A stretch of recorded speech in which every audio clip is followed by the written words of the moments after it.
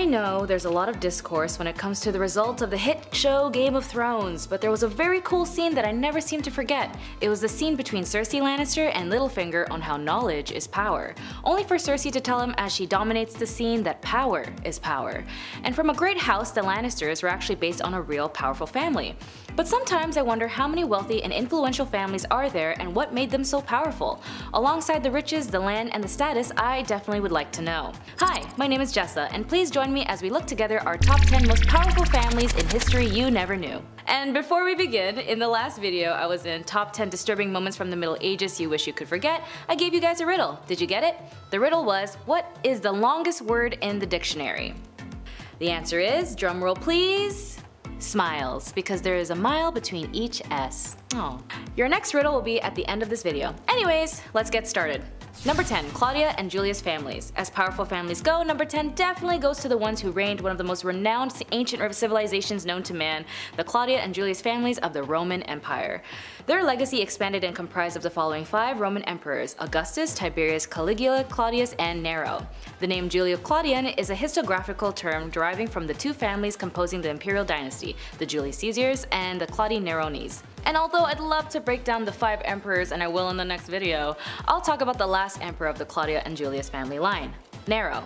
During Nero's reign, although short, many had described him as tyrannical, self-indulgent, and just not suited for the job. He was a very corrupt man, and Nero's justification of murdering so many people wasn't even motivated by social public justice, but by his own personal cruelty. In his time, there was a great fire in Rome, and although many thought the fire was an accident, it turns out to be Nero's responsibility for the fire. But to avoid the blame, Nero blamed the Christians, and so opened up his palaces to the homeless. Many Christians were executed and arrested, and because of his actions, Nero devalued the Roman currency and increased inflation pressure for the first time in Roman Empire history. Since inflation is so normal today, welcome to the club, we got jackets. Later on, Nero tried to take his own life, but he forced his private secretary to do the task, and as he was found dying on the floor, he said, "Too late, this is fidelity." And so he died on June 9th, 68. With his death, it concluded the Julio-Claudian dynasty, and chaos would then ensue in the year of the 4 emperors. Number 9. Khan family. Speaking of great families with a lot of blood on their hands, let's bring in the Khan family! Come on down! No, wait, this isn't Family Feud. But funny enough though, the famous Genghis Khan wasn't actually at the top of the family tree, he was actually in the middle. He was the oldest child of Yusugay, the Mongol chieftain of Borjigin clan, and his mother, Holian of the Alkhunhun clan. I'm sorry to any Mongolians if I messed that up. Originally born under the name Temujin, he was actually very good at networking and connecting with people as he gradually built up a small following and allied with other clans in his youth. Although throughout the period of his life remains uncertain, it was noted most likely he spent most of his time as a servant for the Jin dynasty. Although his former allies fell through, he was able to defeat both and claim sole rulership over the Mongol tribes. After dealing with another battle, named Battle of the Kawalagajin Sands, he retreated to the southeast of Bulgana, where his son Ogijay had been tended by a Barukahula, a leading warrior. After committing to an oath of loyalty known as the Balujana Covenant, his faithful followers would later grant him exclusivity and prestige. Oath takers of the Balujana were a group of men from 9 different tribes, which included Christians, Muslims, and Buddhists, united only by the loyalty to Temujin and to each other. This would then become an essential model for the later empire. He then formally adopted the title, and as we know him today, as Genghis Khan in 1206. During a peace negotiation with the Jin dynasty, Genghis was able to secure tribute including 3,000 horses, 500 slaves, a Jin princess, and a massive amount of silk and gold. When Zhuang, the puppet leader, decided to move the capital and imperial court 600 kilometers towards Kaifeng, Genghis saw this as a breach of their contract and was like, yeah, I'm gonna invade all of northern China now. He renewed this attack and brought large parts of northern China under Mongol control. The Khan family as a dynasty upholds the greatest ancestor legacy, and even though it's rumored, those who are descended to Genghis Khan apparently have a birthmark that is distinctive to his. Either way, if it is true, it's just part of genetics, and it's still pretty cool, interesting part of history. Number 8. House of Medici. For those in the 15th century Italy, the formation of something as powerful as the Iron Bank, like in the show Game of Thrones, the Medici combined their financial investments, their political cunning, and of course luck, as they became one of the most powerful families of their time. In association with the Pope, bankroll kings, and so on, the money they used was able to return back to the cities and the towns they flourished in, which of course in placement gave them a lot more notoriety in their connections with the people.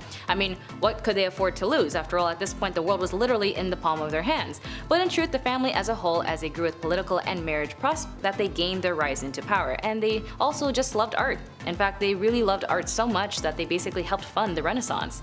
A lot of the people loved the Medici family, but of course they also had their fair share of rivals and other wealthy families in Florence who just didn't like them. And for almost 800 years, it wasn't until the 18th century was when their once prestigious and powerful dynasty began to fall.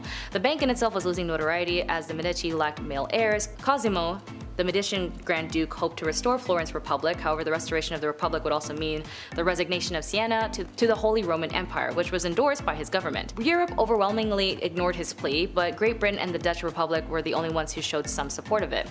He ended up dying, and the only heir left was Anna Marie Luisa de' Medici, the last of the Grand Ducal line. After her brother's death, she signed the family's pact, Patio de Familia, on October 31st, 1737 in collaboration with the Holy Roman Emperor and the Grand Duke Francis of Lorraine. She even willed all of her personal property to the Medici to the Tuscan state and provided that there was nothing to hide, nor anything removed from Florence. She donated up to £4,000 a month, which equivalates to basically $267,000 a month today. I need my student loans paid. Like, I have student loans. I wish she could just give me some of that money. When she died, the ducal line of the Medici died with her, and many Florence citizens grieved her. When the extinction of the main Medici dynasty fell, the extant branch of the House of Medici could have reinstated the line, but the intervention of Europe's major powers allocated the sovereignty of Florence elsewhere, which leads us to number 7, the ones born with the best chins and the lips in the game, the Habsburgs. Number 7, Habsburgs. This family has been noted as one of history's most powerful as they date back since the 11th century. This family has been noted as one of history's most powerful as they date back since the 11th century. Occupying the throne of the Holy Roman Empire, the Habsburgs held onto this position from the 1440 to 1740 when their male line extinct due to excessive line of inbreeding. The house, however, produced many royal lands for the kings, such as many countries like Hungary, Croatia, Spain, and Portugal, as well as their respective colony rulers of several principalities in Low Countries and of course Italy, where they were later intertwined with the previous number 8, the Medici family. The Habsburgs name wasn't actually used commonly among the family members, and so they would address themselves as the House of Austria. At this time, Charles' son Philip was the first to lead the Spanish Habsburgs, which is that one branch. They have the Spanish Habsburgs as well as the Dutch one. Would later become the King of Spain and its colonial empire as Philip II. The Spanish Habsburgs also ruled Portugal for a time and also known there as the Philippines Dynasty, which is why the Philippines is called Philippines is due to King Philips that ruled the country for some time. And by some time, I mean roughly 327 to 333 years. The Philippines was under Spanish rule, and it was during the conquest of Cebu and Manila in the hopes of acquiring a shared piece of the spice trades as well as develop contacts in China and Japan in order to further Christianity agendas and to convert the Filipino people into Christianity. I can say that because I'm Filipino. The Spanish Habsburgs maintained as they ruled territories, and the different branches, however, never maintained close relations and frequently intermarried, which leads us to their most noted look, the Habsburg jaw and lips, because they frequently wanted to keep it in the family. The results of their inbreeding led to their genetics to mutate and produce multiple physical deformities plus a variety of health issues. Today, the Austrian branch of the Habsburgs are still kicking it, as they have Karl von Habsburg, with his father being the former crown prince and by pretense Emperor King of Austria-Hungary. The Austrian royal family members as of 2014 has more than 120 direct descendants of Archduke Franz Ferdinand, as well as his son Ferdinand Habsburg is now a race car driver, and he was installed a knight back in 2016. Good for him. Number 6, House of Romanov. I love the movie Anastasia growing up, and I can quote that movie from the beginning to the end. And for the last time, no, it is not a Disney movie, it's made by 20th Century Fox. Get it together. The House of Romanov was founded in 1613 as they first achieved prominence. After the Tsarina Anastasia Romanova married the first Tsar of Russia, who you might know as Ivan the Terrible. Anastasia was elected as the best bride for Ivan, as all the noble families throughout Russia were given an invitation to present their eligible daughters. It was said over 500 to 1500 girls showed up for the bachelor, and eventually Ivan saw Anastasia and called dibs. Unfortunately, the Tsarina fell ill and died, and even though Ivan remarried 7 times after her death, he was just never the same, and admitted that if she never died, he would have never done the things that made him so terrible.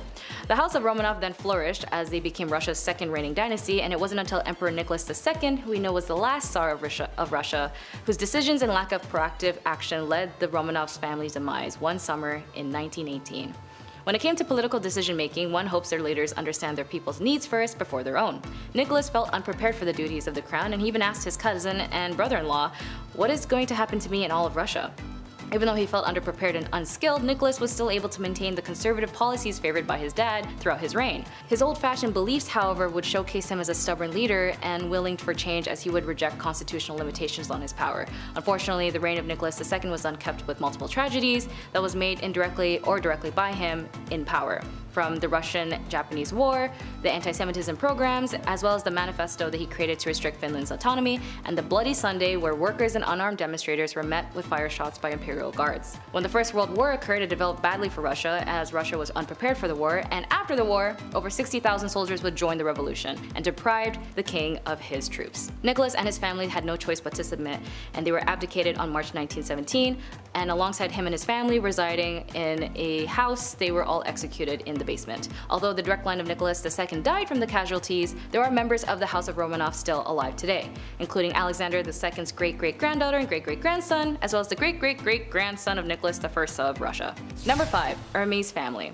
Estimated today with a wealth of $95 billion, the Hermes families are not only the staple of an iconic fashion household name, but are also known as a family of smart business intel on luxury goods. Thierry Hermes first established a harness workshop in the Grand Boulevards of Quarter of Paris, dedicating to serving European noblemen.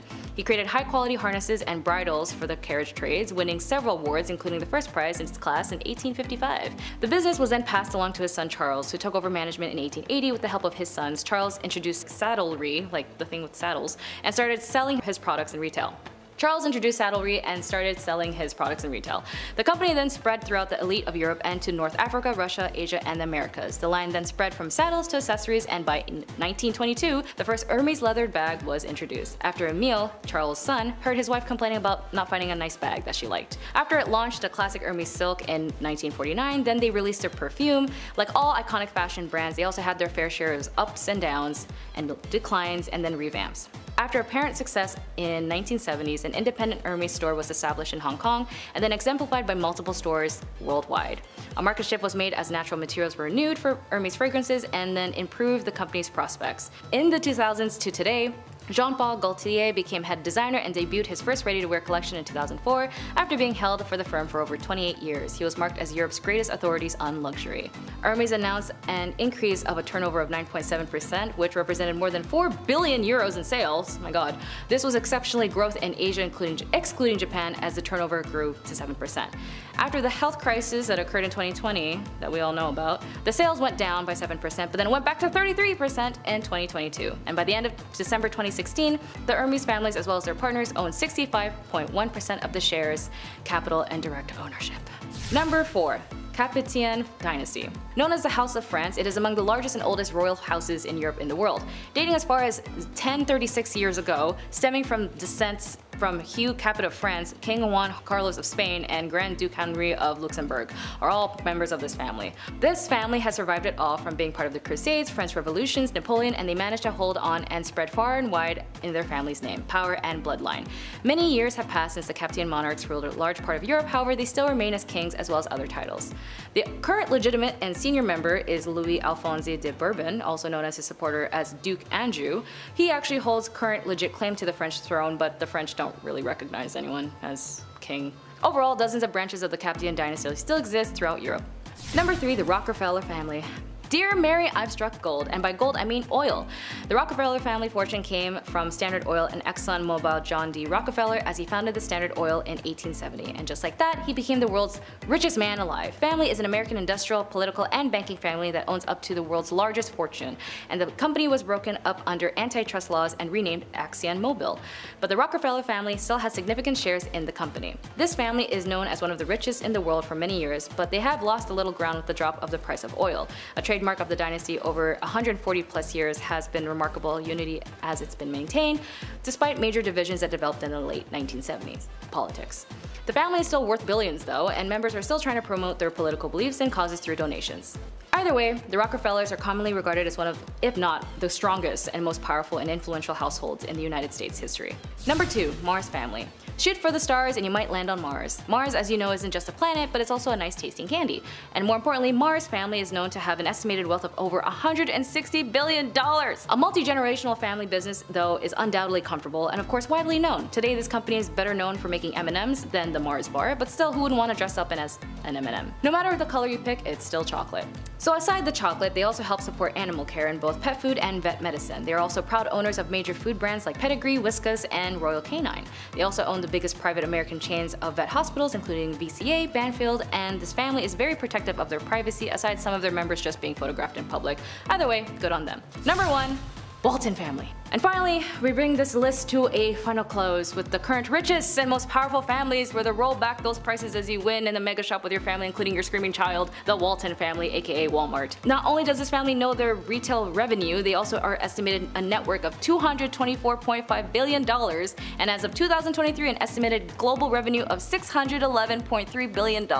Is that even a real number? The family owns nearly half the company, meaning they should be pretty much fine for the next couple of years, I don't know. Walmart, as you know, is the world's biggest and largest realtor and one of the world's largest business enterprises in terms of annual revenue. With just over 2.2 million employees, the world's largest private employer. Sam Walton, the founder of Walmart, took over management of his first variety store at the age of 26 after leaving the military in 1945, and of course with the help of a small loan of $20,000 from his father-in-law and plus $5,000 that he saved, he ended up purchasing a Ben Franklin variety store in Arkansas. He then pioneered many concepts that became crucial to success, and according to him, he offered good prices as good or better than stores in cities that were 4 hours away by car. Then people would shop at home. Walton made sure that the shelves were constantly stocked with wide ranges of goods, with the sales volume growing from $80,000 to $225,000 in 3 years. That's a businessman. Sam quickly learned how to grow his business and had become one of the greatest project entrepreneurs in retail chain industry of all time, giving the name Walton the edge of becoming the world's most richest and powerful families in the world. What was your favorite on the list? Did you learn anything? Let me know, please. Alright, your next riddle. Are you ready? What is always in front of you but can't be seen? Be sure to put your answer in the comments below and I'll reveal the answer in the next video. Anyways, in the next video is the top 10 Roman Empire facts everybody should know. That's all for today. Thank you for joining me. My name is Jessa. Be sure to like and subscribe and I'll see your beautiful faces in the next one. Goodbye!